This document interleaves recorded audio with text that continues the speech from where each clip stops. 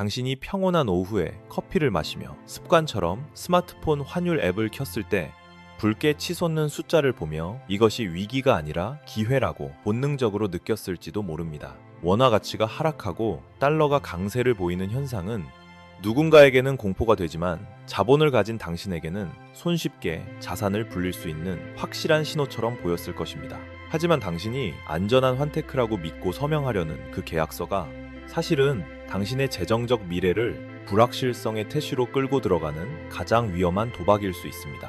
금융당국이 최근 급증하는 달러 관련 상품에 대해 이례적으로 강력한 경고음을 울리기 시작했다면 당신은 지금 당장 하던 행동을 멈추고 그 이유를 들여다봐야 합니다.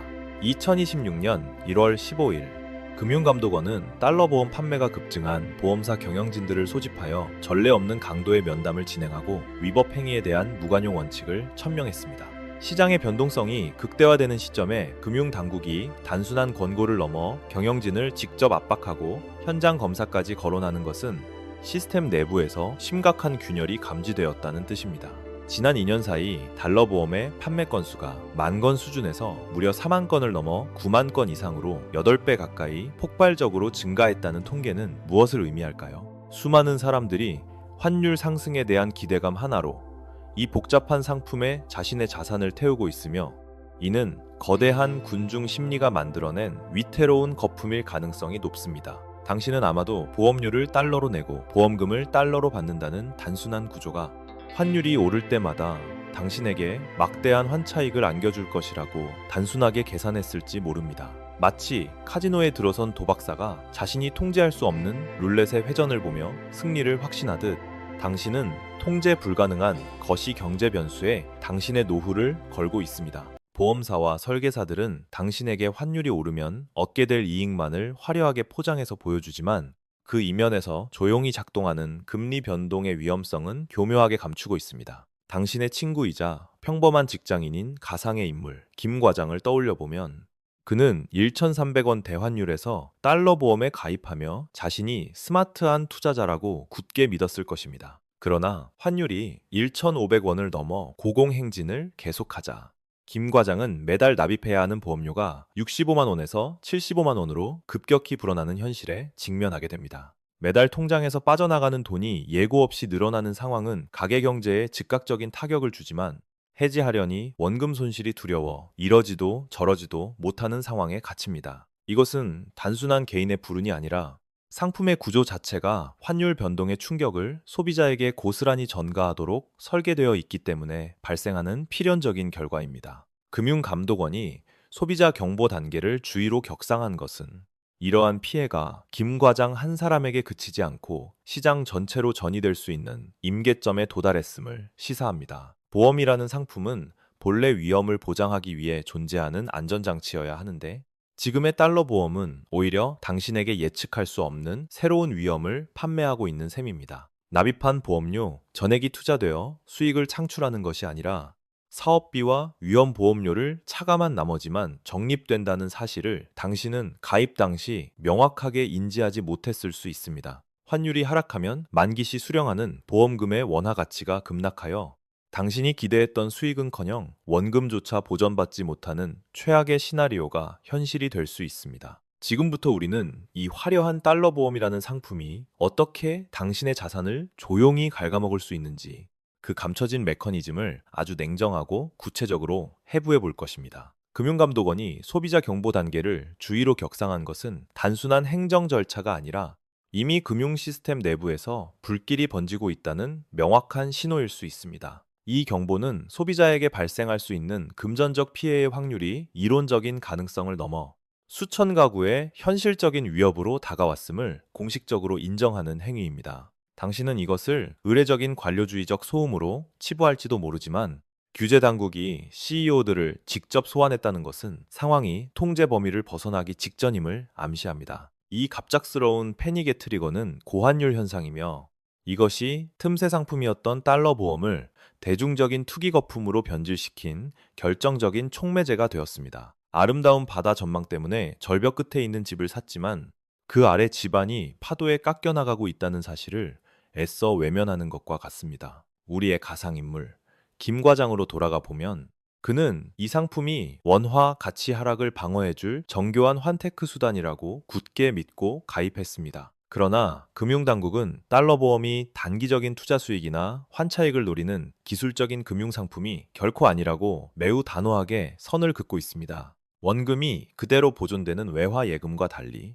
이 상품은 당신이 낸 돈의 상당 부분이 사업비라는 명목으로 즉시 사라지는 구조를 가지고 있습니다. 당신의 자산이 미래를 위해 투자되기도 전에 보험사는 위험보험료와 수수료를 먼저 떼어내기 때문에 시작부터 마이너스 수익률을 안고 출발해야 합니다. 설령 환율이 당신에게 유리하게 움직인다 해도 이미 구조적으로 차감된 비용의 구멍을 메우기 전까지는 실질적인 이익을 기대하기 어려운 것이 냉정한 현실입니다. 그렇다면 왜 보험사들은 지난 2년 동안 판매량을 800%나 폭발시키며 이 위험한 상품을 그토록 공격적으로 시장에 밀어내고 있는 것일까요? 그 해답은 아마도 초기에 발생하는 수수료 수익에 있을 것이며 판매자와 장기적인 환율 리스크를 떠안는 가입자 사이의 이해관계는 불일치합니다. 당신은 예측 불가능한 글로벌 시장에 따라 널뛰게 하는 보험료에 무거운 짐을 지지만 판매자는 이미 확정된 수수료를 챙기고 리스크에서 한 발 물러납니다.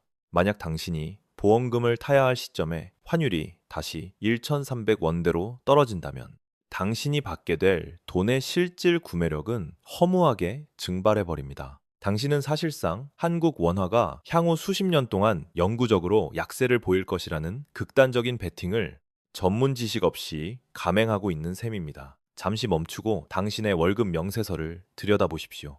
예고 없이 다음 달 보험료가 20% 급증해도 당신의 생활비는 정말로 안전할 수 있습니까? 이 상품은 당신을 10년 혹은 20년이라는 긴 시간 동안 가두어 두며 일시적인 시장 변동을 영구적인 재정적 족쇄로 바꿔버립니다. 감당할 수 없는 보험료 때문에 중도의 계약을 해지하려 한다면 당신이 돌려받을 수 있는 해지 환급금은 납입 원금보다 훨씬 적을 것입니다. 이것은 탈출 비용이 너무 비싸서 울며 겨자 먹기로 자본을 계속 투입해야 하는 전형적인 유동성 함정에 덫에 걸린 것과 다름없습니다. 하지만 위험은 계약 조건에만 있는 것이 아니라 지금 이 순간 이러한 조건들을 독성 물질로 변화시키는 거시경제의 폭풍우가 몰려오고 있다는 점입니다. 미국 연준의 금리 정책이 먼 나라 이야기가 아니라 당신의 달러 보험 해지 환급금을 직접적으로 타격할 수 있다는 사실을 당신은 알고 계십니까? 해외 채권 금리가 상승하면 반대로 채권의 가격은 하락한다는 금융의 기본 원리가 당신의 보험 적립금 가치를 실시간으로 갉아먹고 있습니다. 달러 보험의 자산은 대부분 미국 장기 국채나 회사채에 투자되기에 금리 상승기는 곧 당신의 자산 평가액이 급격히 쪼그라드는 시기입니다. 환율이 올라 보험료 부담은 커지는데 금리 상승으로 인해 해지 환급금은 줄어드는 이 치명적인 이중고가 당신을 압박하기 시작합니다. 이것은 마치 불타고 있는 양초의 양쪽 끝을 동시에 잡고 있는 것처럼 당신의 소중한 자산이 양방향에서 녹아내리는 끔찍한 상황입니다. 김 과장은 더 이상 늘어난 월 납입금을 감당할 수 없어 해지를 결심하고 떨리는 손으로 보험사에 전화를 걸어 환급금을 줘야 합니다. 그러나 수화기 너머로 들려온 답변은 그가 납입한 원금의 절반에도 미치지 못하는 충격적으로 축소된 해지 환급금 액수뿐이었습니다. 울며 겨자 먹기로 계약을 유지하자니 당장의 생활비가 부족하고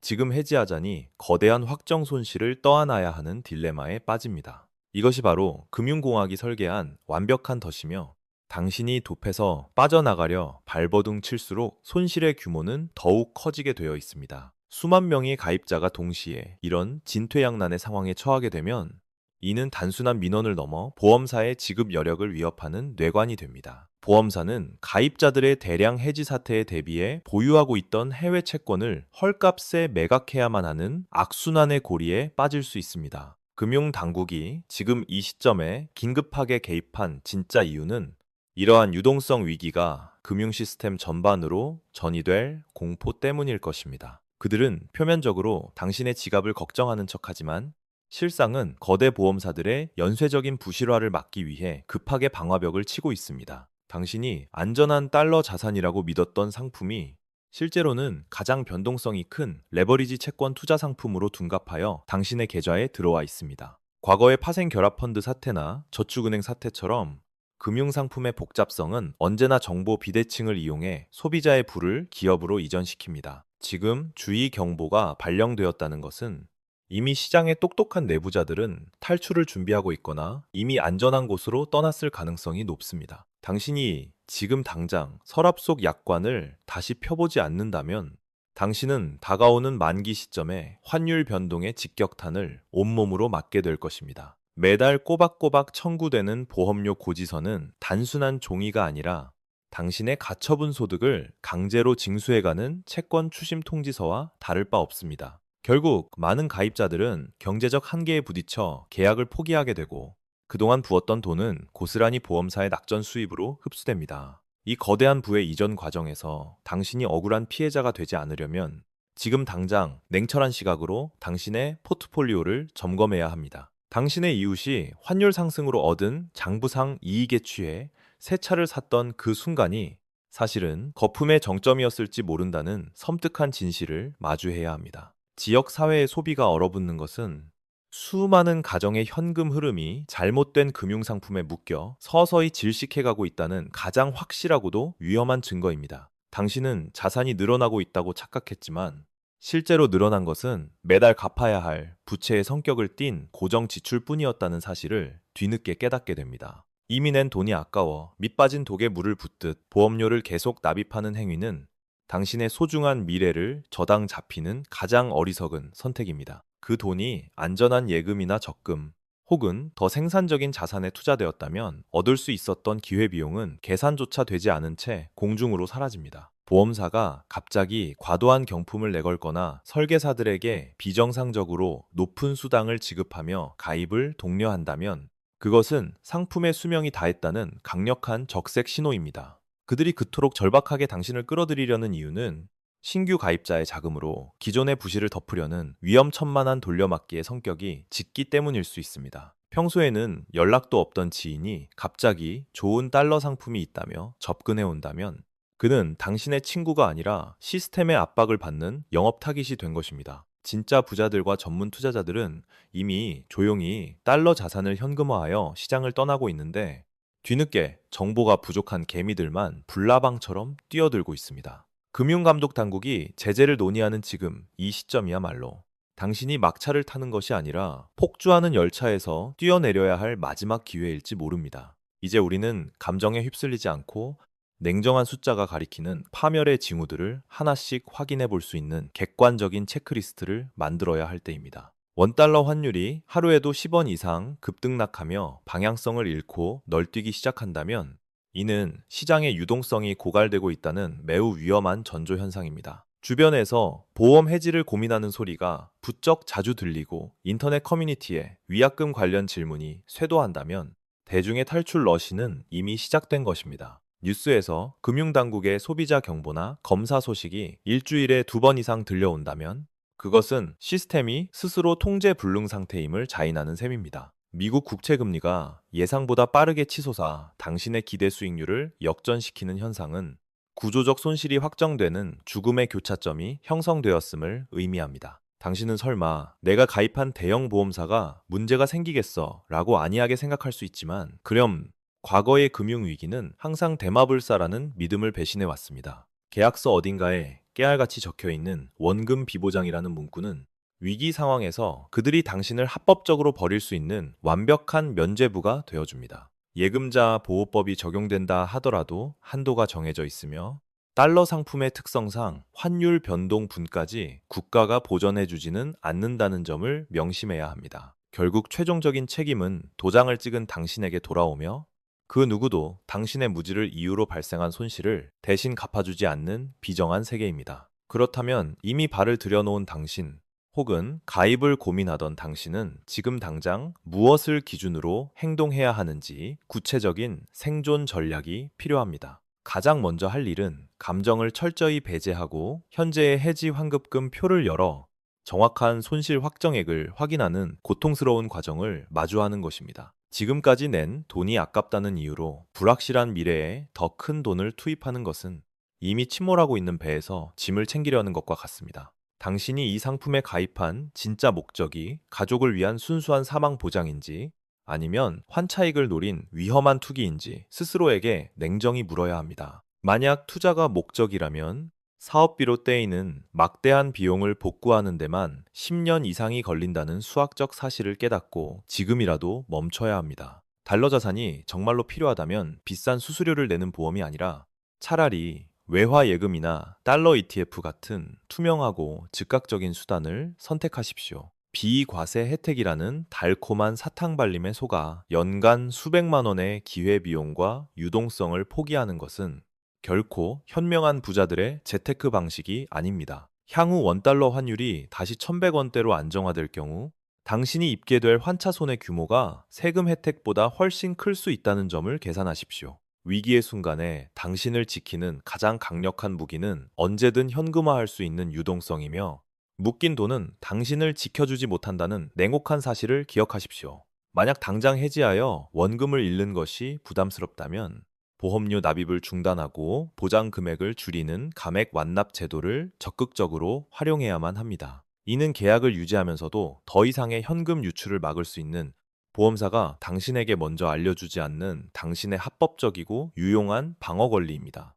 유니버설 기능이 있는 상품이라면 월 납입을 일시 중단할 수 있지만 매달 위험보험료는 계속 차감되어 적립금이 고갈될 수 있음을 주의해야 합니다. 손실을 확정짓는 것이 두려워 결단을 미루는 시간 동안 당신의 자산은 인플레이션과 수수료라는 보이지 않는 적에게 계속해서 무자비하게 공격받습니다. 지금의 손해를 값비싼 금융 수업료라고 생각하고 털어버리는 용기가 10년 뒤 닥쳐올 더 큰 재앙을 막는 유일한 탈출구일 수 있습니다. 해지를 상담하러 간 창구에서 직원이 또 다른 고금리 저축성 보험으로 갈아타기를 권유한다면 뒤도 돌아보지 말고 그 자리를 박차고 나오십시오. 진정한 해지는 당신의 소중한 모든 자산을 한 방향의 환율 움직임에 거는 것이 아니라 어떤 상황에서도 생존할 수 있도록 철저히 분산하는 것입니다. 같은 보험사 안에서 상품만 바꾸는 것은 분산 투자가 아니라 단지 당신의 돈을 가두는 감옥의 방을 옆방으로 옮기는 것에 불과할 뿐입니다. 당신의 통제하에 있지 않은 복잡한 금융계약은 자산이 아니라 부채이며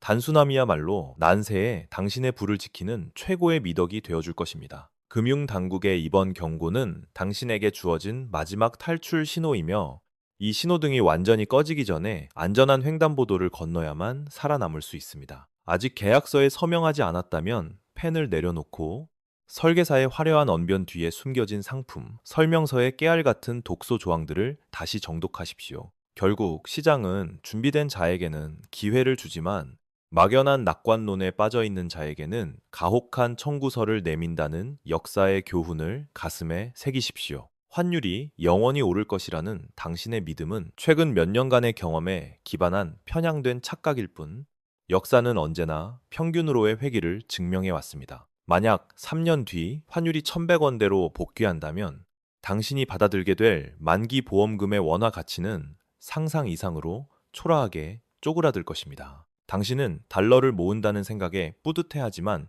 실제로는 가장 비쌀 때 달러를 사서 가장 쌀 때 원화로 써야 하는 최악의 타이밍에 갇혔습니다. 금융상품의 만기는 10년 이상인데 당신이 은퇴하여 자금을 써야 할 시점의 환율을 지금 그 누구도 장담할 수 없다는 것이 문제입니다. 보험사는 환율 변동에 따른 리스크를 해지할 수 있는 다양한 수단을 가지고 있지만 개인인 당신은 맨몸으로 거친 파도를 견뎌야만 합니다. 당신에게 상품을 권유했던 설계사는 환율 하락 시의 방어 논리로 장기 투자를 내세우지만 그 기간 동안 묶인 자금의 유동성 비용은 언급하지 않습니다. 지금 이 순간에도 미국의 기준금리 인하 뉴스가 들려온다면 그것은 당신의 달러 보험 수익률에 치명적인 악재가 시작되었다는 신호탄입니다. 금리가 내려가면 보험사가 굴리는 채권 수익률이 떨어지고 이는 공시이율 하락으로 이어져 당신의 적립금 증가 속도를 현저히 늦추게 됩니다. 변동금리형 상품에 가입했다면 가입 당시의 매력적인 고금리는 미끼였을 뿐이며 향후 저금리 기조가 닥칠 때 수익률은 바닥을 칠 것입니다.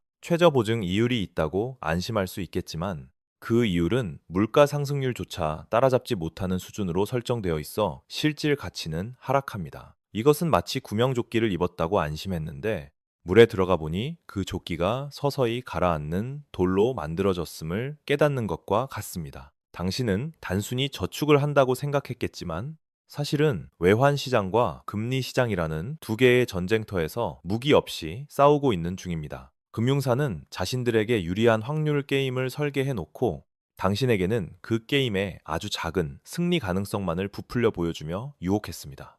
만약 당신이 이 상품의 복잡한 사업비 구조를 엑셀로 직접 계산해 본다면 원금 회복 기간이 얼마나 비현실적으로 긴지 알고 경악할 것입니다. 10년을 기다려 겨우 원금이 된다면 그것은 투자가 아니라 당신의 돈을 보험사에 10년간 무이자로 빌려준 자선 행위와 다를 바 없습니다. 이제 시각을 돌려 당신뿐만 아니라 이 상품에 가입한 9만 명의 사람들이 동시에 탈출구를 찾으려 할 때 벌어질 일을 상상해 보십시오. 대규모 해약 사태가 발생하면 보험사는 유동성을 확보하기 위해 보유 자산을 급하게 매각해야 하고 이는 건전성 지표를 급격히 악화시킵니다.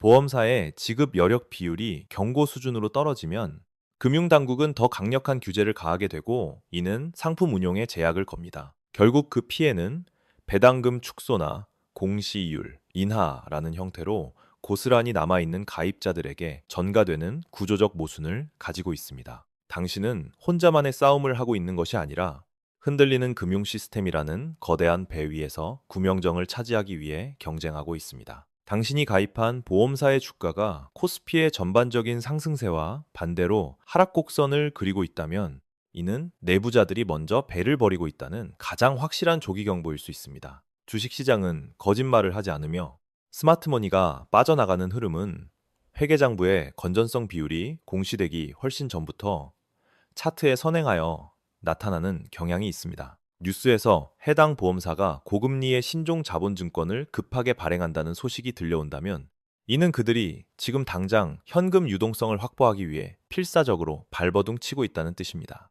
멀쩡한 기업은 결코 시중금리보다 훨씬 높은 이자를 지급하면서까지 자금을 조달하려 하지 않기에 이러한 고비용 차입은 재무 상태의 적신호로 해석해야 합니다. 금융감독 당국이 보험사의 재무 건전성 지표인 지급 여력 비율에 대해 유예 조치를 언급하기 시작한다면 시스템의 둑이 이미 무너지고 있음을 인정하는 셈입니다. 당신은 마치 냄비 속의 개구리처럼 서서히 뜨거워지는 물 온도를 감지하지 못한 채 설마 내 돈이 떼이겠어라는 막연한 믿음으로 탈출 골든타임을 놓치고 있습니다. 인간의 뇌는 손실을 확정짓는 고통을 피하기 위해 현실을 부정하도록 프로그래밍 되어 있어 명백한 위험 신호 앞에서도 애써 긍정적인 정보만을 찾아 헤매게 됩니다. 하지만 진정한 위기는 언제나 당신이 방심하고 있을 때 그리고 모두가 안전하다고 믿고 싶어 할 때 가장 잔인한 방식으로 당신의 자산을 덮칩니다. 이제는 보험과 투자를 섞어서 파는 하이브리드 상품이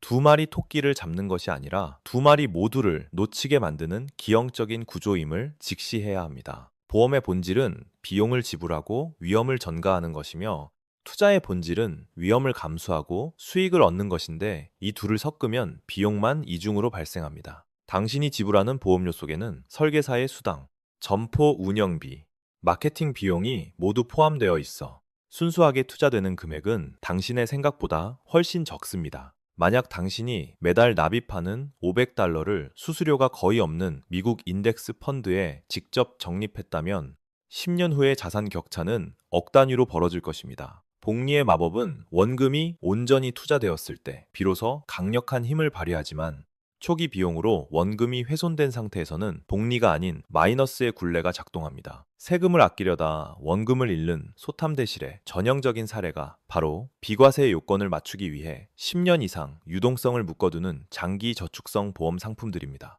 당신의 재무 설계사가 진정으로 당신을 위한다면 수수료가 높은 종신형 상품보다는 위험 보장에만 충실한 저렴한 정기보험과 별도의 투자를 권했을 것입니다. 지금이라도 당신의 포트폴리오에서 저축이라는 이름표를 달고 있지만 실제로는 고비용 구조를 가진 보험 상품들을 찾아내어 과감하게 짜차내는 작업이 필요합니다. 이것은 단순히 금융상품 하나를 정리하는 문제가 아니라 금융자본이 당신의 무지를 이용해 부를 착취하는 시스템에서 독립하는 중요한 첫걸음입니다. 해지 환급금을 받아든 순간의 쓰라림은 잠시지만 잘못된 상품을 만기까지 끌고 갔을 때 겪게 될 노후의 빈곤은 당신의 남은 생애를 괴롭힐 것입니다. 당신은 스스로를 똑똑한 금융 소비자라고 생각했을지 모르지만 약관의 미세한 주석 하나가 당신의 인생을 뒤흔들 수 있다는 사실을 뼈저리게 배워야 합니다. 폭풍우가 몰아칠 때 가장 안전한 항구는 복잡한 파생 상품이 아니라 단순하고 명료하며 언제든 현금화할 수 있는 투명한 자산뿐이라는 진리를 기억하십시오. 예금자 보호법이 당신의 모든 자산을 완벽하게 지켜줄 것이라는 맹신은 실제 위기 상황이 닥쳤을 때 가장 먼저 배신당하는 순진하고 위험한 착각일 뿐입니다. 5천만 원이라는 법적 보호 한도는 당신이 납입한 원금과 이자를 모두 합친 금액이며 그마저도 초과분은 공중분해될 가능성이 매우 높습니다. 국가가 보장해주는 것은 오로지 원화 환산 금액일 뿐 당신이 기대했던 달러의 실질적인 가치, 변동분은 법의 보호 테두리밖에 방치되어 있습니다. 1997년 IMF 사태 당시 달러 현찰을 쥐고 있던 사람과 달러 금융상품에 묶여 있던 사람의 운명은 극명하게 갈렸다는 사실을 기억하십시오. 진짜 위기가 오면 금융기관은 문을 걸어 잠그고 지급을 정지시킬 것이며 그때 당신의 계약서는 휴지 조각이 되어버린 채권 서류에 불과하게 됩니다. 당신이 통제할 수 없는 제3자에게 자산을 맡겨두는 행위는 평화로운 시기에는 편리함이지만 난세에는 당신의 목을 조르는 치명적인 약점이 됩니다. 진정한 금융의 자유는 복잡한 약관 뒤에 숨는 것이 아니라 당신이 언제든지 현금화하여 사용할 수 있는 유동성을 확보하는 것에서부터 시작됩니다. 강제로 저축하기 위해 보험에 가입한다는 논리는 스스로의 통제력을 믿지 못해 비싼 수수료를 내고 남에게 지갑을 맡기는 미성숙한 태도입니다. 당신이 보험사에 지불하는 사업비는 단순한 비용이 아니라 당신이 스스로의 자산을 관리할 능력이 없음을 인정하는 대가로 치르는 무능력 세금입니다. 금융감독원이 이례적으로 경영진을 소환하여 경고한 것은 이 상품이 가진 시한폭탄의 타이머가 예상보다 훨씬 빠르게 돌아가고 있다는 내부 정보 때문일 것입니다. 투자는 내가 감당할 수 있는 위험을 선택하는 것이지만 도박은 내가 통제할 수 없는 결과에 운을 맡기는 것이라는 차이를 명심해야 합니다. 전 세계적인 부채 위기와 화폐 가치의 불안정 속에서 일개의 민간 보험사의 지급 능력을 20년이나 신뢰한다는 것은 무모한 베팅입니다. 만약 보험사가 파산하게 된다면 당신은 다른 보험사로 계약이 이전되기를 하염없이 기다리거나 청산 절차를 밟으며 수년을 고통 속에 보내야 합니다. 소위 상대방 리스크라고 불리는 이 위험은 당신이 아무리 환율을 잘 예측했다 하더라도 거래 상대방이 망하면 모든 것이 소멸됨을 의미합니다. 기업의 평균 수명이 점점 짧아지고 있는 현대 사회에서 30년 만기 상품을 덜컥 계약하는 것은 통계적으로 매우 불리한 확률 게임입니다. 당신은 이미 낸 돈이 아까워 매몰 비용의 오류에 빠져 있지만 지금 멈추는 것이야말로 더 큰 손실을 막는 유일하고도 합리적인 선택입니다. 썩은 환부를 도려내는 수술은 당장은 끔찍하게 아프지만 그것을 방치하면 온몸으로 독이 퍼져 결국에는 생명마저 위협하게 되는 이치와 같습니다. 지금 당신의 계좌에 찍힌 마이너스 수익률은 단순한 숫자가 아니라 당신이 금융 시스템의 본질을 이해하지 못한 대가로 지불해야 할 수업료입니다. 이 수업료를 아까워하며 억지로 버티려 한다면 시장은 당신에게 원금 전액 손실이라는 훨씬 더 가혹하고 비싼 등록금을 청구할 것입니다. 이제 감정적인 미련을 버리고 차가운 이성으로 당신의 자산을 지키기 위해 지금 당장 실행에 옮겨야 할 구체적인 행동 강령이 필요합니다. 가장 먼저 보험 증권을 꺼내 해지 환급금표를 확인하고 현재 시점의 손실률이 감당 가능한 수준인지 냉정하게 계산기를 두드려 봐야 합니다. 만약 손실이 너무 커서 해지가 망설여진다면 추가 납입을 중단하고 보장 금액을 줄여 계약을 유지하는 감액, 완납 제도를 즉시 신청하십시오. 이는 더 이상의 현금 유출을 막으면서도 최소한의 비상용 달러 자산을 유지할 수 있는 당신이 선택할 수 있는 가장 현실적인 타협안입니다. 설계사가 유니버설 기능을 이용한 납입 유예를 권하더라도 매달 차감되는 위험보험료가 적립금을 갉아먹어 결국 깡통 계좌가 될 수 있음을 경계하십시오. 지금 당장 손해를 보더라도 과감하게 해지하고 남은 돈을 확정, 금리형 외화 예금으로 옮기는 것이 불확실성을 제거하는 가장 확실한 방법입니다. 세금 혜택 따위는 잊어버리고 언제든 인출하여 사용할 수 있는 현금 흐름을 확보하는 것이 다가올 경제 위기에서 생존하는 유일한 열쇠입니다. 당신의 자산을 지키는 주체는 정부도 보험사도 아닌 바로 당신 자신이어야 하며 그 누구에게도 당신의 소중한 생명줄을 대신 맡겨서는 안 됩니다. 금융감독원의 경고는 단순한 행정지도가 아니라 폭풍우가 몰려오기 직전에 항구의 관제탑에서 보내는 마지막 대피 신호임을 절대로 잊지 말아야 합니다. 남들이 설마하며 안이하게 대처할 때 먼저 움직이는 사람만이 무너지는 건물 잔해 속에 깔리지 않고 안전한 곳으로 탈출할 수 있습니다. 당신이 지금 느끼는 불안감은 비이성적인 공포가 아니라 당신의 본능이 보내는 위험 신호이므로 그것을 무시하지 말고 행동의 근거로 삼으십시오. 과거의 선택이 잘못되었음을 인정하는 것은 부끄러운 일이 아니지만 잘못된 것을 알면서도 수정하지 않고 방치하는 것은 당신의 가족에 대한 직무유기입니다. 진짜 부자들은 복잡하고 이해할 수 없는 상품에 돈을 넣지 않으며 오직 자신이 통제하고 예측할 수 있는 단순한 자산만을 선호합니다. 달러가 필요하다면 환전 수수료 우대를 받아 직접 달러를 매수하고 그것을 당신의 명의로 된 안전한 은행 계좌에 보관하는 것이 정답입니다. 보험사의 화려한 팜플렛에 적힌 예시 수익률은 단지 희망사항일 뿐이며 계약서 뒤편에 깨알 같은 면책 조항만이 법적인 효력을 가집니다. 당신의 소중한 노후 자금이 거대 금융사의 부실 자산을 메우는 시멘트로 쓰이지 않도록 지금 당장 당신의 자본을 회수하여 통제권을 되찾으십시오. 시장은 냉혹해서 당신의 사정을 봐주지 않으며 오직 준비된 자에게만 생존을 허락하고 무지한 자에게는 가혹한 징벌을 내린다는 사실을 기억하십시오. 이제 우리는 긴 터널의 끝에서 당신이 이 모든 혼란을 뒤로하고 진정한 경제적 자유와 안전을 확보하기 위해 가져야 할 마지막 마음가짐을 이야기하려 합니다. 눈앞의 작은 이익에 눈이 멀어 거대한 위험을 보지 못했던 지난날의 과오를 뼈아프게 복귀하고 다시는 같은 실수를 반복하지 않겠다고 다짐하십시오. 금융 지식은 선택이 아니라 생존을 위한 필수 무기이며 이 무기 없이는 정글 같은 자본주의 시스템에서 영원히 먹잇감으로 전락할 뿐입니다. 다음 파트에서는 이 모든 사태를 관통하는 단 하나의 진실과 당신이 앞으로 평생 지켜야 할 투자의 절대 원칙을 마지막으로 전해드리겠습니다. 금융상품은 당신의 욕망을 채워주는 마법 지팡이가 아니라 언제든 당신을 향해 겨누어질 수 있는 날카로운 양날의 검이라는 사실을 명심하십시오. 당신이 완벽하게 이해하지 못하는 복잡한 구조 속에 돈을 던져 넣는 것은 눈을 가리고 고속도로를 무단 횡단하는 것과 다를 바 없는 자살 행위입니다. 금융감독 당국의 이번 강력한 조치는 단순한 일회성 경고가 아니라 시스템 붕괴를 막기 위해 울리는 최후의 방공 사이렌 소리입니다. 진정한 부의 증식은 화려한 상품 설명서에 있는 것이 아니라 지루하고 단순하며 투명한 자산을 꾸준히 모으는 인내심 속에 숨어 있습니다. 당신을 손쉽게 부자로 만들어주겠다며 친절하게 접근하는 모든 제안들을 의심하고 오직 검증된 숫자와 차가운 논리만을 당신의 파트너로 삼으십시오. 지금이라도 늦지 않았으니 복잡하게 얽힌 금융상품의 실타래를 과감히 끊어내고 당신의 땀이 섞인 자본을 안전한 성체 안으로 옮겨야 합니다. 비바람이 거세게 몰아칠 때 가장 중요한 것은 우산의 화려한 무늬가 아니라 그 우산이 찢어지지 않고 당신을 지켜줄 수 있는 튼튼한 살대입니다. 보험은 보험답게 위험을 보장하는 순수한 용도로만 사용하고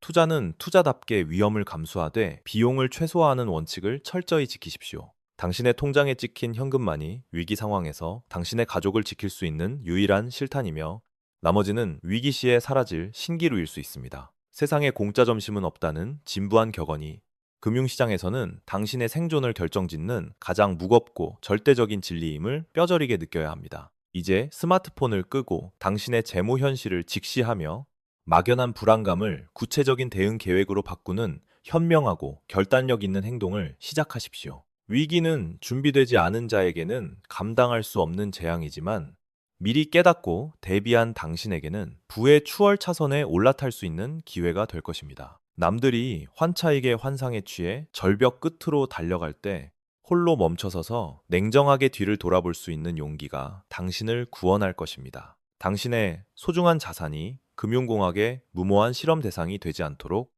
지금 당장 당신의 금융주권을 스스로의 손으로 되찾아 오십시오. 우리가 오늘 나눈 이 불편한 진실들이 훗날 당신이 닥쳐올 거대한 파도 앞에서 흔들리지 않고 버틸 수 있는 단단한 뺨이 되기를 바랍니다. 금융사의 이익이 아닌 당신의 이익을 최우선으로 생각하는 냉철한 판단력만이 혼란스러운 자본주의의 정글에서 살아남는 유일한 생존 법칙입니다. 달러라는 강력한 통화를 소유하되 그것을 누군가에게 맡기지 말고 당신의 직접적인 통제하에 두는 것이 진정한 의미의 안전한 환테크입니다. 지금 이 영상이 끝나는 즉시 당신의 모든 포트폴리오를 점검하고 불필요한 군사를 제거하여 가볍고 단단한 재무 상태를 만드십시오. 폭풍은 예고 없이 찾아오지만 튼튼한 기초 위에 지은 집은 결코 무너지지 않는다는 평범한 진리를 믿고 묵묵히 나아가십시오. 깨어있는 정신으로 당신의 돈을 지키는 것.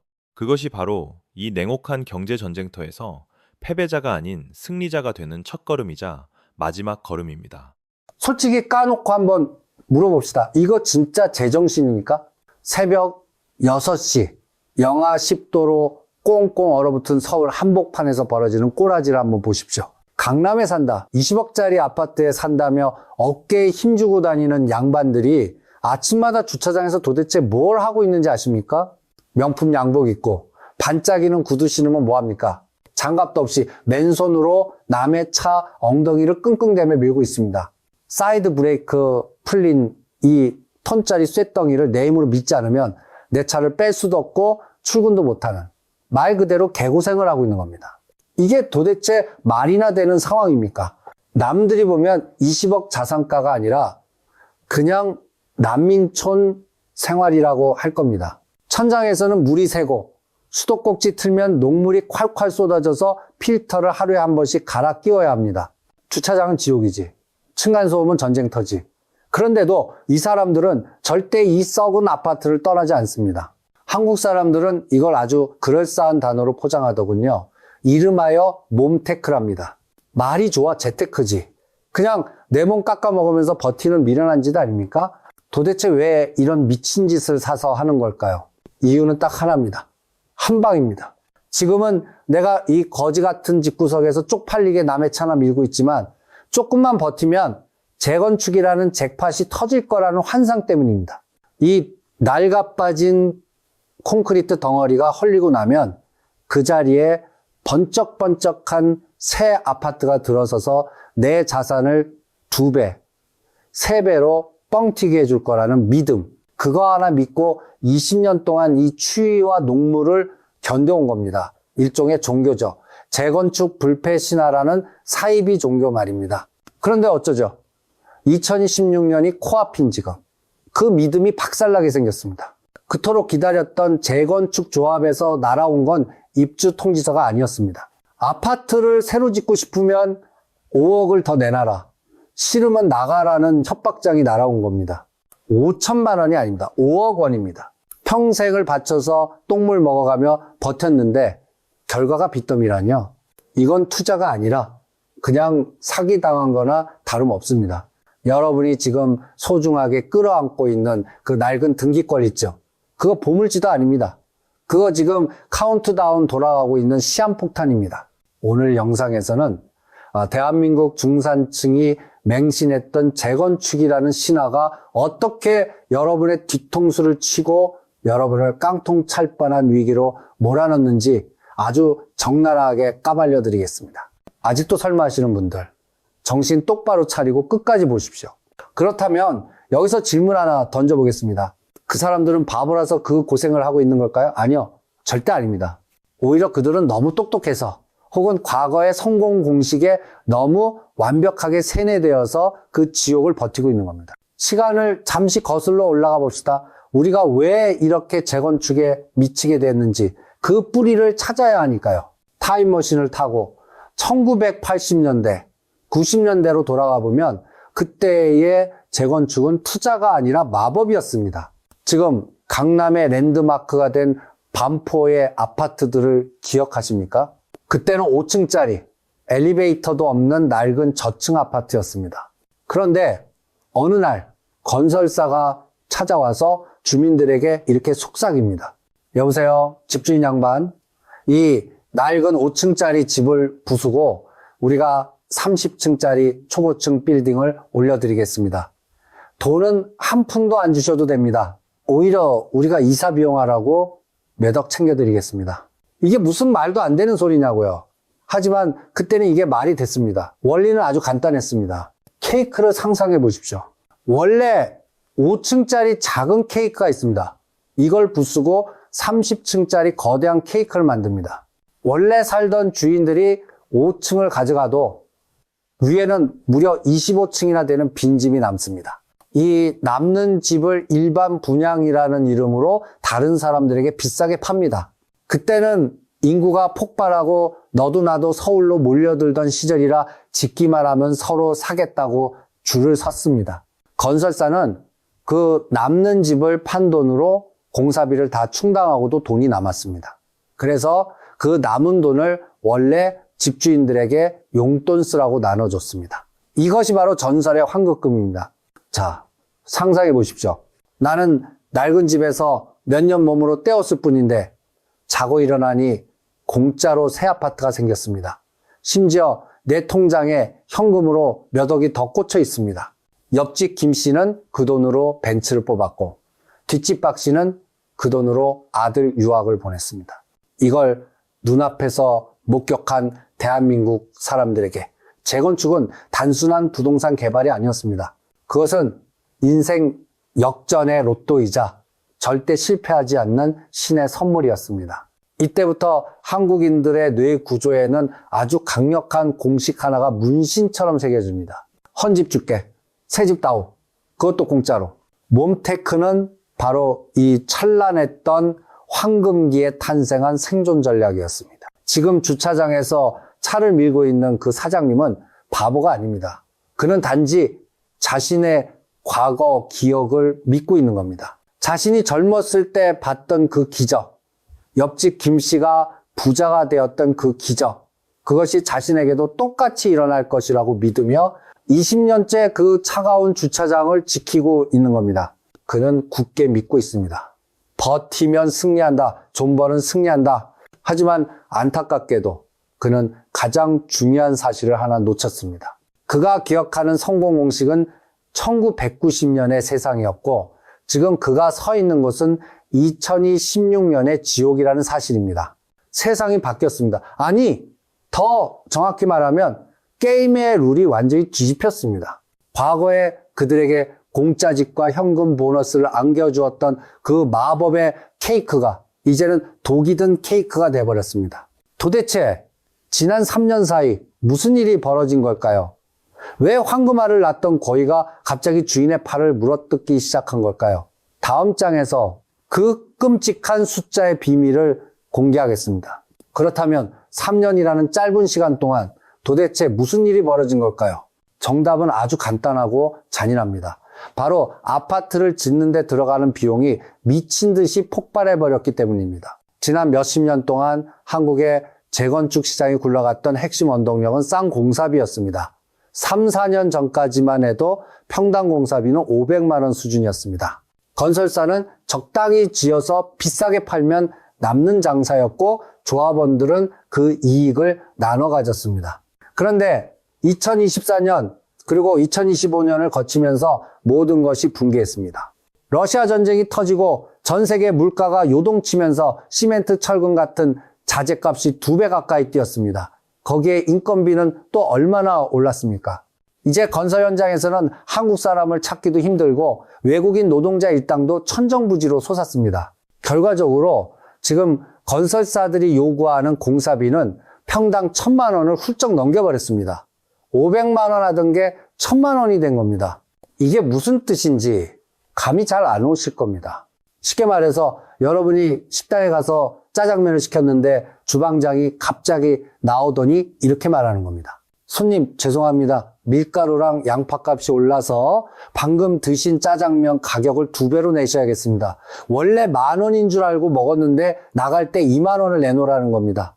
이 황당한 상황이 지금 수백억짜리 재건축 현장에서 벌어지고 있습니다. 건설비가 2배로 뛰니까 일반 분양을 해서 번 돈으로 공사비를 충당한다라는 기존의 공식이 완전히 박살나 버렸습니다.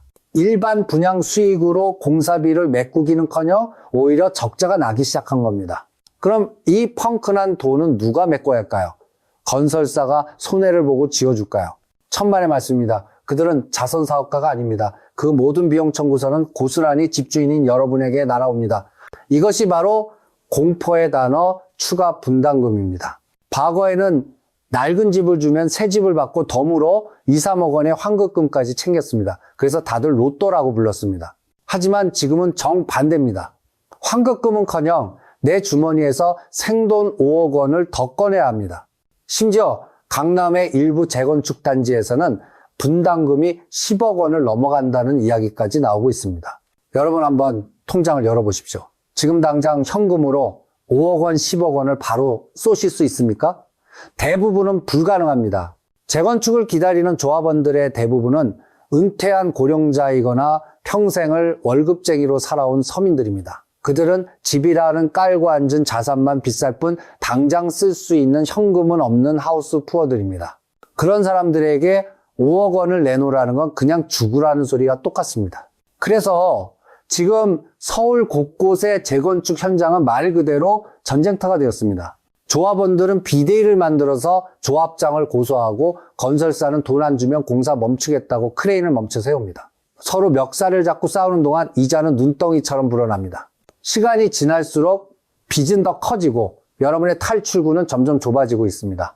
과거에 여러분을 부자로 만들어 주었던 그 재건축이라는 효자들이 이제는 부모의 등골을 빼먹고 그것도 모자라 부모의 노후 자금까지 털어가는 페류나가 돼버린 것입니다. 이것이 2026년 대한민국 재건축의 처참한 민낯입니다.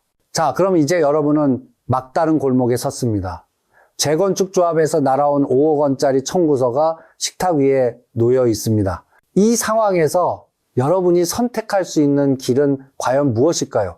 냉정하게 한번 따져봅시다. 첫 번째 선택지는 돈을 내는 것입니다. 은행에 가서 대출 받으면 될까요? 천만의 말씀입니다. 이미 은퇴해서 소득도 없는 노인에게 5억 원이라는 거금을 빌려줄 미친 은행은 대한민국에 없습니다. 설령 빌려준다고 해도 지금 금리가 얼마입니까? 1년에 이자만 수천만 원을 내야 하는데 그걸 무슨 수로 감당합니까? 결국 돈을 내는 건 불가능합니다. 그럼 두 번째 선택지, 집을 팔고 도망가는 건 어떨까요? 그래, 똥 밟았다고 생각하고 그냥 팔아버리자. 손해 좀 보더라도 팔고 떠나서 편하게 살자. 아마 지금 이 방송을 보시는 분들 중에서도 이렇게 생각하는 분들이 많을 겁니다. 하지만 죄송합니다. 그 탈출구마저 이미 봉쇄되었습니다. 부동산 중개업소에 전화를 걸어보십시오. 사장님들이 뭐라고 하는지 아십니까? 손님, 지금 이 물건 내놓으면 안 팔립니다. 사는 사람이 없어요. 라고 할 겁니다. 왜 그럴까요? 사는 사람 입장에서는 계산이 너무나 뻔하기 때문입니다. 여러분의 낡은 아파트를 10억 원에 샀다고 칩시다. 거기에 재건축 분담금 5억 원을 또 내야 합니다. 그럼 총 15억 원이 들어가는 셈입니다.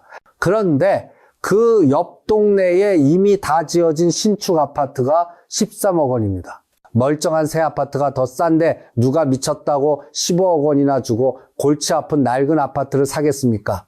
바보가 아닌 이상 아무도 그 폭탄을 떠안으려 하지 않습니다. 과거에는 나보다 더 비싼 값에 사줄 호구가 항상 줄을 서 있었습니다. 이것을 폭탄 돌리기라고 하죠.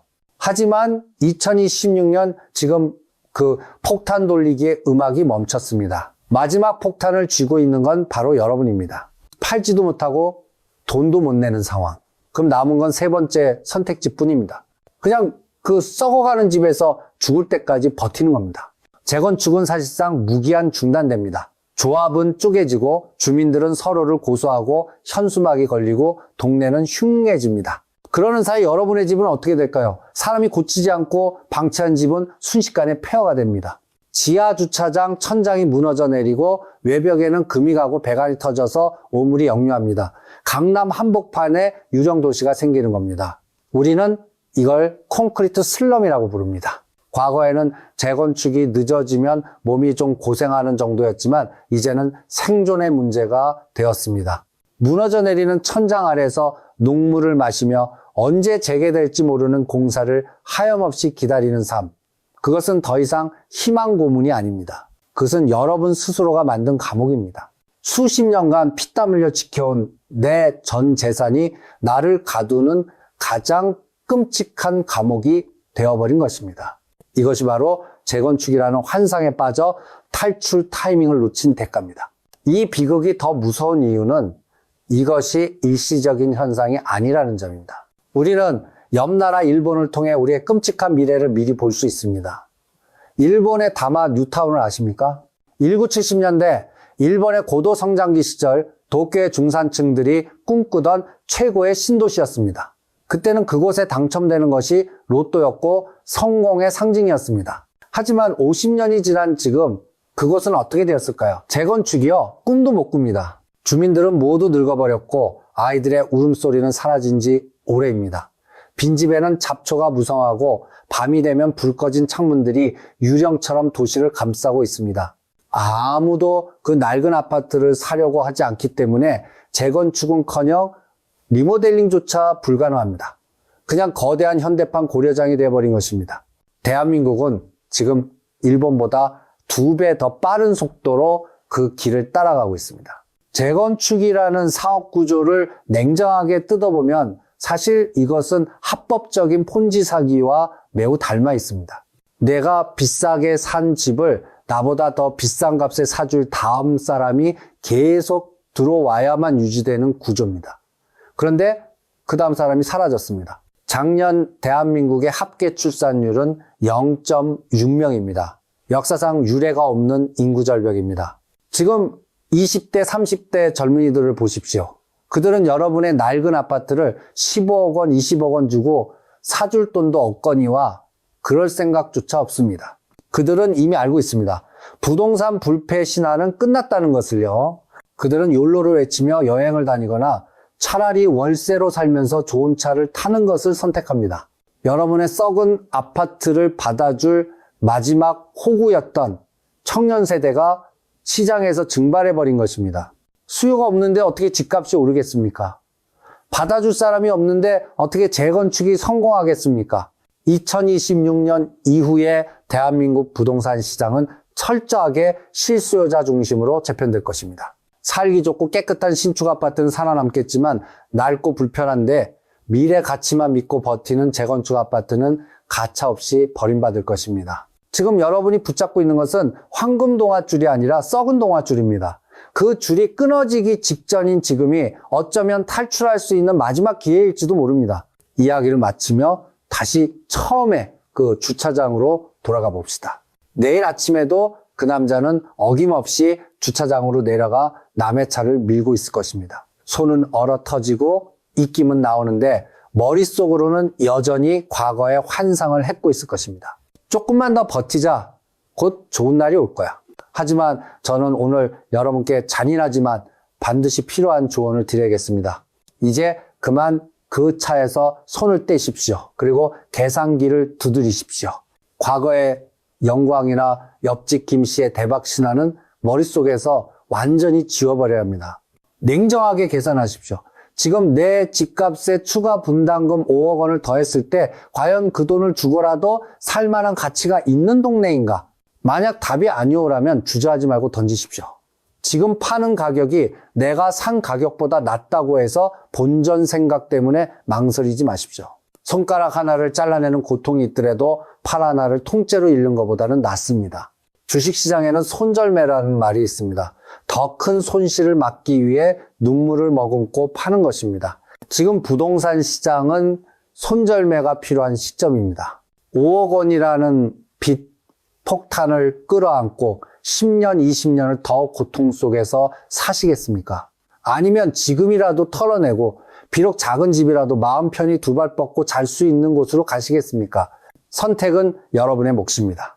하지만 명심하십시오. 2026년의 시계는 멈추지 않고 돌아가고 있습니다. 여러분이 망설이는 이 순간에도 낡은 콘크리트의 수명은 줄어들고 분담금의 숫자는 올라가고 있습니다. 부디 현명한 판단으로 여러분의 남은 인생을 지옥 같은 주차장이 아니라 따뜻한 안식처에서 보내시기를 진심으로 기원합니다. 더 이상 남의 차를 밀지 마십시오. 당신의 인생은 그보다 훨씬 더 소중하니까요. 감사합니다. 전 세계가 부러워하는 1등 기업의 그늘 아래 정작 국민들은 말라가는 논바닥과 꺼져가는 전등을 지켜봐야 하는 처참한 현실입니다. 블랙아웃이 일상이 되어버린 나라, 경제 폭망 때문일까요? 천만에요. 거시 경제 지표는 사상 유례없는 호황을 가리키고 있습니다. 범인은 단 하나, 바로 TSMC입니다. 스마트폰의 두뇌를 지배하는 절대군주, 이 회사의 시가총액은 무려 2200조 원에 달합니다. 대만 국가 경제 전체를 집어삼키고도 남을 괴물 같은 규모죠. 이코노미스트지는 이를 두고 포모사 네덜란드병이라 진단했습니다. 과도한 성공이 오히려 국가라는 숙주를 병들게 한다는 섬뜩한 경고입니다. 오늘 우리는 이 거인이 얼마나 위험한 괴물인지 냉정한 숫자로 해부하고 이 기업이 어떻게 국가의 혈관인 전력, 수자원, 인재, 그리고 부동산까지 닥치는 대로 포식하고 있는지 고발하겠습니다. 그리고 마지막으로 질문을 던지겠습니다. 과연 한국은 안전할까요? 분석에 앞서 여러분의 구독과 좋아요는 진실을 파헤치는 힘이 됩니다. 2025년 2분기 기준 TSMC는 글로벌 파운드리 시장의 70.2%를 장악하며 사실상 독재 체제를 구축했습니다. 2위인 삼성전자가 고작 7.3%에 불과하니 거의 10배에 달하는 초격 차입니다. 특히 3나노, 5나노 같은 초미세 공정 영역에서는 90%라는 압도적인 독점률을 보입니다. 여러분 손안의 아이폰, 맥북, 그리고 인공지능을 돌리는 엔비디아 칩까지 전부 이곳에서 탄생합니다. 자, 상상력을 발휘해 봅시다. 우리 국가 경제 총생산이 100이라고 가정할 때 일개 사기업의 덩치가 150에 육박하는 기형적인 구조입니다. 이것이 대만의 현주소입니다. 더 소름 끼치는 사실은 외국 자본이 들고 있는 TSMC의 지분 가치가 8,640억 달러인데 반해 대만 정부가 가진 외환 보유액은 5,776억 달러에 불과하다는 점입니다. 일개 기업에 박혀있는 외국인 돈이 국가 비상금보다 50%나 더 많은 그야말로 꼬리가 몸통을 흔드는 형국입니다. 가계 경제로 치환하면 이렇습니다. 우리 집 금고에 있는 전 재산이 500만 원인데 옆집 사람이 우리 가게에 800만 원을 투자해 놨습니다. 만약 그 사람이 나 이제 돈 뺄래라고 선언하는 순간 우리 집은 그 즉시 파산 선고를 받는 겁니다. 대만 증시 내 TSMC 비중은 무려 30%입니다. 이 주식이 기침만 해도 대만 경제는 독감에 걸립니다. 혹자는 이렇게 반문할 겁니다. 그래도 기업이 돈을 쓸어 담으니 낙수 효과로 국민들도 잘 살게 되지 않겠냐고요. 물론 TSMC가 대만 국내 총생산의 4.5에서 8%를 직접 창출하고 반도체 생태계 전체로는 15에서 25%를 떠받치고 있습니다. 하지만 비극은 바로 이 지점에서 잉태됩니다. 세 가지 치명적인 급소를 짚어보겠습니다. 첫째, 전력 흡혈귀입니다. TSMC는 현재 대만 전체 전력의 8에서 9%를 홀로 삼키고 있습니다. 이는 대만 인구 2,300만 명 중 580만 명이 1년 내내 쓰는 전기량과 맞먹습니다. 더 끔찍한 건 2030년 예측치입니다. 무려 23.7%, 국가 전력의 4분의 1을 기업 하나가 독식하게 됩니다. 도대체 왜 이렇게 막대한 에너지가 필요할까요? 바로 반도체 생산의 심장인 극자외선 노광 장비 때문입니다. TSMC는 이 괴물 같은 장비를 약 200대나 보유하고 있는데 한 대당 1메가와트, 즉 일반 가정 1000가구가 동시에 사용하는 전력을 순식간에 태워버립니다. 엎친 데 덮친 격으로 대만 정부는 2025년 5월 마지막 원전을 영구 정지시켰습니다. 전력 수요는 폭발하는데 기저전력인 원전은 닫아버렸고 대체할 재생에너지는 걸음마 단계입니다. 이로 인해 2024년 4월 화적 지진 당시 전력 예비율은 붕괴 직전인 2.8%까지 곤두박질 쳤습니다. 정부의 마지노선인 15%는 꿈같은 얘기가 됐죠. 둘째, 물 부족 사태입니다. TSMC는 하루에 15만 톤 올림픽 규격 수영장 60개를 채우고도 남을 물을 들이킵니다. 2021년과 2023년 최악의 가뭄이 덮쳤을 때 정부는 잔인한 선택을 강요받았습니다. 농민의 생명수냐, 공장의 공업용수냐. 결국 국가는 반도체를 택했습니다. 타인한 지역 농가에는 강제 휴경 명령이 떨어졌고 수만 명의 농부들은 쩍쩍 갈라지는 논바닥을 피눈물로 지켜봐야 했습니다. 한 농민은 이렇게 절규했습니다. 우리는 마실 물조차 없는데 당신들은 그 마지막 물방울까지 공장으로 돌려버렸다. TSMC는 공정수 재활용률이 86.7%라며 친환경을 홍보하지만 생산량이 기하급수적으로 늘면서 총물 사용량은 되려 25.2%나 폭증했습니다. 효율 개선만으로는 밑 빠진 독에 물 붓기인 셈입니다. 셋째, 인재를 빨아들이는 블랙홀 현상입니다. 현재 대만 반도체 업계는 34,000명의 인력난에 허덕입니다. TSMC의 평균 연봉은 한화약 1억 5천만 원으로 대만 전체 평균의 5배를 상회합니다. 석사 학위만 있으면 신입도 8,600만 원을 쥐어줍니다. 이런 돈잔치 속에서 무슨 일이 벌어질까요? 대만의 브레인들이 모조리 TSMC 용광로 속으로 뛰어듭니다. 바이오, 소프트웨어, 기계산업 등 타 분야는 사람을 구하지 못해 고사 직전입니다. 그 결과는 참혹합니다. 전통 기계 산업 수출액은 2022년 286억 달러에서 2024년 241억 달러로 15.5%나 급감했습니다.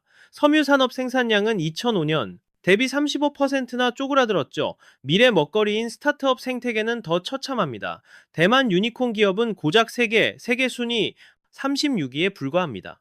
왜 대만판 구글이나 페이스북은 나오지 않을까요? 소프트웨어를 개발할 천재들이 전부 방진복을 입고 공정 엔지니어가 되기 때문입니다. 여러분 동네에 돈을 갈퀴로 긁어모으는 거대 공장이 들어왔다고 칩시다. 겉보기엔 축복이죠. 하지만 그 공장이 동네 전기의 70%를 끌어다 쓰고 식수의 절반을 가져갑니다. 젊은이들은 죄다 그 공장으로만 몰려가서 식당도, 가게도, 다른 회사도 직원을 못 구해 문을 닫습니다. 심지어 그 공장 직원들은 지갑이 두둑해져서 동네 집값과 물가를 천정부지로 올려놓습니다. 이것이 지금 대만이 겪고 있는 성공의 저주입니다. 돈이 쏟아져 들어오자 부동산 가격이 10배나 폭등했습니다. 현재 대만이 겪고 있는 잔혹한 현실입니다. 통계적 착시에 속지 마십시오. 국내 총생산이 오른다는 표면적 지표에 취해 본질적인 구조적 위기를 외면하고 있습니다. TSMC는 대만 경제를 집어삼키는 거대한 블랙홀입니다. 국가의 모든 자원과 인재를 독식하며 타 산업을 고사시키고 있죠. 과연 이 분을 탈출한 사례가 있을까요? 핀란드가 유일한 해답입니다. 1990년대 후반부터 2000년대 중반까지 핀란드는 노키아라는 지에 절대 권력에 의존했습니다. 국가 경제 성장의 25%를 기업 하나가 책임졌으니까요. 하지만 2007년 아이폰 쇼크로 노키아가 무너지자 핀란드는 북유럽 최악의 경기 침체라는 대가를 치렀습니다. 핀란드 정부는 뼈아픈 교훈을 통해 다시는 특정 대기업 하나에 국가의 운명을 걸지 않겠다고 선언했습니다. 스타트업 생태계에 사활을 걸고 막대한 자본을 투입했죠. 그 결과 슈퍼셀, 로비오, 볼트 같은 혁신 유니콘 기업들이 탄생했습니다. 노키아의 빈자리를 수많은 강소기업이 채우는 건강한 구조로 재편된 겁니다. 대만 역시 5+2 산업 혁신 같은 정책을 내놓았지만 현실은 TSMC라는 황금알을 낳는 거위의 유혹을 뿌리치지 못하고 있습니다. 혹자는 반문할 겁니다. 그럼 TSMC 의존도를 줄이면 되는 것 아니냐고 말이죠. 하지만 상황은 훨씬 복잡합니다. 첫째, 이 기업은 대만의 국가 안보를 지키는 최후의 보루입니다. 중국이 무력 침공을 주저하는 이유가 바로 여기 있습니다. 공장을 파괴하면 전 세계 첨단 반도체 공급이 끊기는 재앙이 닥치기 때문이죠. 이를 실리콘 방패라 부릅니다. 공급망 붕괴 시 세계 경제가 입을 타격은 10조 달러에 육박합니다. 둘째, 고용 문제입니다. 본사 직원만 7만 7천 명이며 협력 생태계까지 포함하면 수십만 명의 밥줄이 여기에 달려 있습니다. 셋째, 기술 문명적 가치입니다. 인공지능 혁명, 전기차 고도화, 정밀 의료기기 등 미래 산업이 이 기업의 칩 없이는 불가능합니다. 결국 해법은 해체가 아니라 거대 독점 기업과 나머지 산업이 어떻게 공존하느냐에 달려 있습니다. 남의 나라 이야기로만 들리십니까? 한국은 다르겠지라는 안일한 생각을 하고 계시진 않나요? 천만에요. 삼성전자는 한국 증시 시가총액의 약 25%를 점유하고 있습니다. 전체 수출의 20%가 반도체 몫입니다. 자동차와 석유화학까지 합치면 경제의 절반이 몇몇 대기업에 편중되어 있습니다. 우리도 대만과 판박이입니다. 판교 테크노밸리를 보십시오. IT 대기업들이 들어서며 주변 집값이 얼마나 기형적으로 뛰었습니까? 서울, 강남은 말할 것도 없죠. 평범한 월급쟁이가 30년을 숨만 쉬고 모아도 집 한 채 못 사는 지옥, 타이베이와 서울은 쌍둥이입니다. 명문대, 인재들은 삼성, SK, 현대차 같은 간판만 쫓습니다. 혁신을 주도해야 할 벤처나 중소기업은 구인난에 허덕이며 말라 죽고 있습니다. 합계 출산율 0.72명, 대만보다 더 처참한 소멸 위기가 우리 눈앞에 있습니다. 대만의 비명은 우리에게 섬뜩한 경고를 보냅니다. 첫째, 소수 재벌의 기댄 경제 구조는 시한폭탄입니다. 핀란드는 붕괴를 통해 배웠고, 대만은 지금 고통 속에서 신음하고 있습니다. 우리는 언제까지 방관만 할 겁니까? 둘째, 각자 도생의 준비가 필요합니다. 대기업 명함이 평생을 책임져 주지 않습니다. 노키아의 엘리트들도 회사가 영원할 줄 알았습니다. 획일화된 성공 공식에서 벗어나 대체 불가능한 기술과 경력을 쌓으십시오.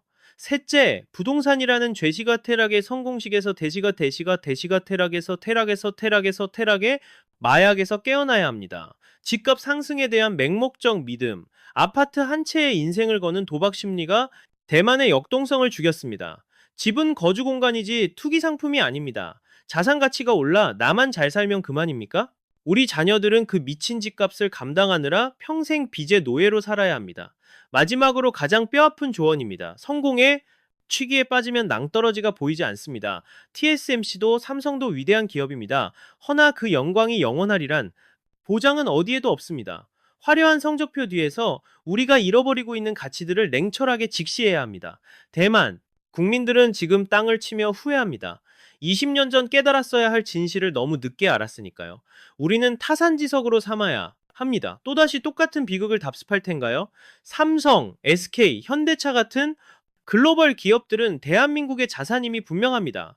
그러나 그것이 대한민국 경제의 전부가 되어서는 안 됩니다. 거대한 나무 몇 그루만 서 있는 숲은 태풍에 취약합니다. 그 거목이 쓰러지면 숲 전체가 황폐화됩니다.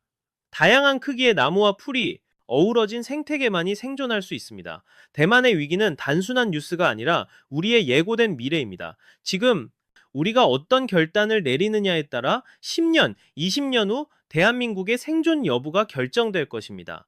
오늘 분석이 유익하셨다면 보통의 경제 구독과 좋아요를 부탁드립니다. 감사합니다.